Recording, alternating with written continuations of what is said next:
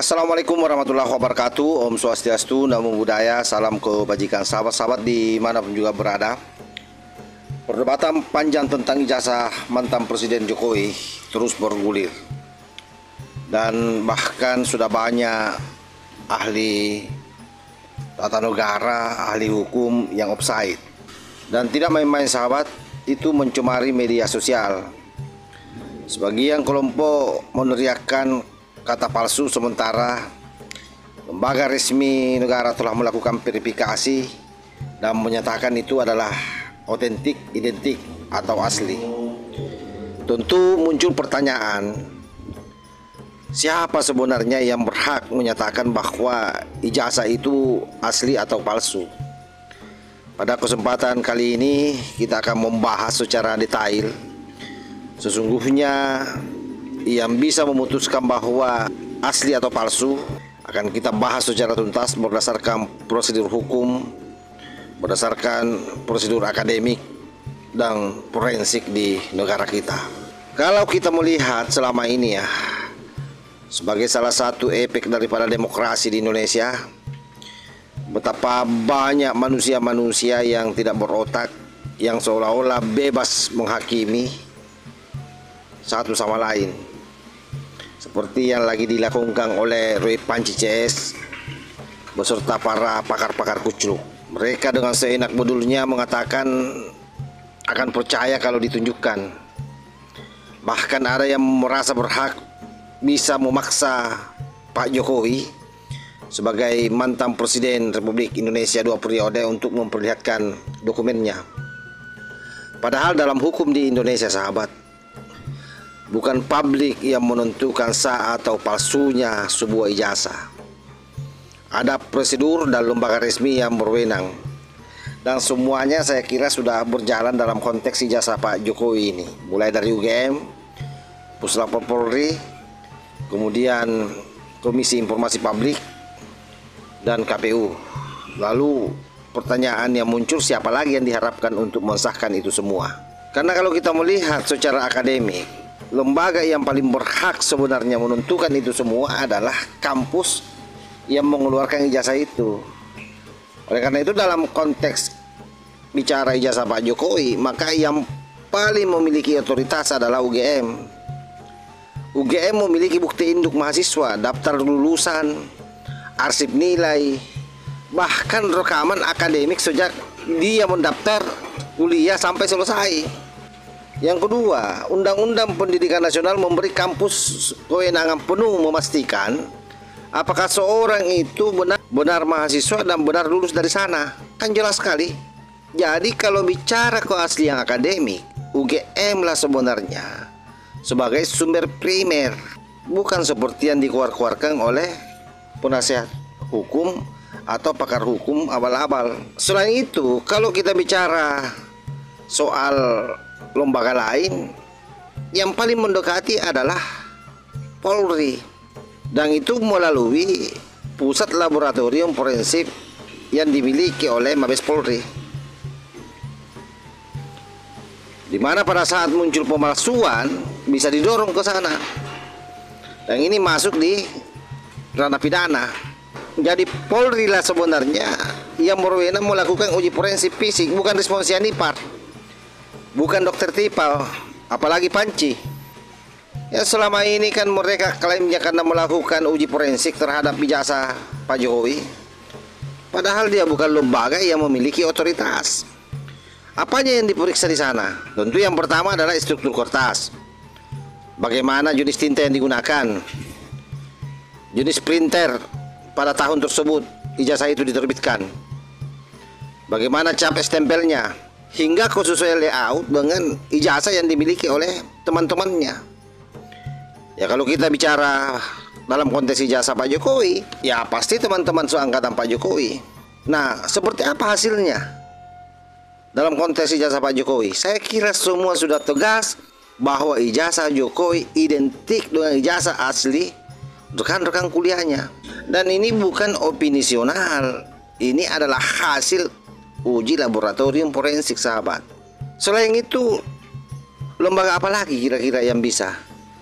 Tentu Komisi Informasi pusat atau KIP, tetapi tidak dalam kapasitas menentukan bahwa ijazah itu asli atau palsu. Mereka hanya bisa menentukan apakah publik boleh meminta data akademik ke perguruan tinggi di mana ijazah itu dikeluarkan. Dan dalam kasus Jokowi, KIP menegaskan bahwa ijazah adalah dokumen pribadi. Publik tidak bisa memaksa Pak Jokowi untuk menunjukkannya. Lalu apa yang bisa diminta oleh publik? Yang bisa diminta oleh publik adalah data akademik UGM, bukan ijazah fisik Pak Jokowi. Itu yang harus clear di sini. Lalu lembaga apa lagi kira-kira? Ya tentu pengadilan. Nah, dalam konteks hukum pidana, vonis tentang keaslian sebuah dokumen ada di tangan hakim. Itu saya kira kita sudah sepaham semua. Jika ada sengketa, ada gugatan, hakim yang bisa memerintahkan Pak Jokowi membawa ijazah asli, memeriksa saksi ahli, dan menggunakan hasil forensik Polri sebagai acuan. Nah, dalam konteks ijazah Pak Jokowi kan jelas bahwa Pak Jokowi sendiri sudah sangat siap untuk membawa ijazahnya ke pengadilan kalau diminta oleh hakim. Nah, di titik ini aturan negara bekerja. Pengadilan adalah penentu final, sahabat. Karena itu memang kasus ijazah palsu ini harus disidangkan cepat. Jadi hari ini para tersangka ini siap-siap saja harus P21 cepat, lalu kemudian didorong di pengadilan supaya betul-betul legitimasi ijazah Pak Jokowi ini asli atau palsu di sana akan diputuskan. Sebab mereka semua ini tidak percaya dengan apa yang sudah dilakukan oleh KPU. Kan sebenarnya kalau ijazah Pak Jokowi itu juga kan sudah diverifikasi, diperiksa oleh KPU, disaksikan oleh Bawaslu, dan itu dinyatakan asli. Karena itu sahabat-sahabat sekalian, sekali lagi saya tegaskan, pertanyaan terkait soal siapa yang menentukan ijazah Pak Jokowi asli atau palsu, jawabannya bukan opini publik, apalagi narasinya atau opininya teroris, bukan itu. Bukan juga demo jalanan yang selalu dilakukan oleh mereka. Bukan juga para YouTuber atau podcaster atau influencer. Bukan. Tetapi ada 5 sebenarnya lembaga resmi negara. Pertama, UGM sendiri sebagai penentu keabsahan akademik. Yang kedua adalah Pusat Laboratorium Forensik Polri, penentu keaslian fisik dokumen. Kemudian pengadilan, penentuan final secara hukum.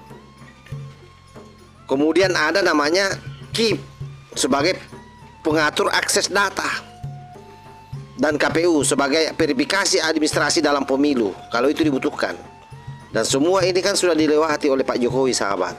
Jadi saya kira aturannya jelas, mekanismenya jelas, dan negara harus bekerja berdasarkan real sistemnya, bukan berdasarkan opini para pakar yang kucluk. Jadi hukum tidak bisa digantikan dengan opini, tidak bisa. Ketika semua lembaga resmi sudah menyatakan data dan hasil pemeriksaan mereka itu benar-benar sudah dilakukan, namun sebagian orang masih tetap menolak fakta, itu bukan lagi sesungguhnya soal ijazah, tapi itu soal kebencian, soal kepentingan politik. Ingat satu hal, bahwa yang namanya hukum tidak boleh digantikan oleh opini, dan negara tidak berjalan berdasarkan teriakan, tapi berdasarkan bukti dan prosedur. Catat itu. Jadi apapun koar-koar yang dilakukan oleh mereka semua ini, mulai dari para kucluk dan tim horenya, tim pakar abal-abalnya, saya kira Polri on the track saja, tidak usah hiraukan mereka. Pemeriksaan kedua nanti upayakan supaya langsung saja dijebloskan masuk di tahanan, sambil menunggu proses penyidikan selanjutnya P21 masuk di pengadilan. Saya kira itu jauh lebih bagus dan efektif. Wallahul muwaffiq ila aqwamit thoriq. Wassalamualaikum warahmatullahi wabarakatuh.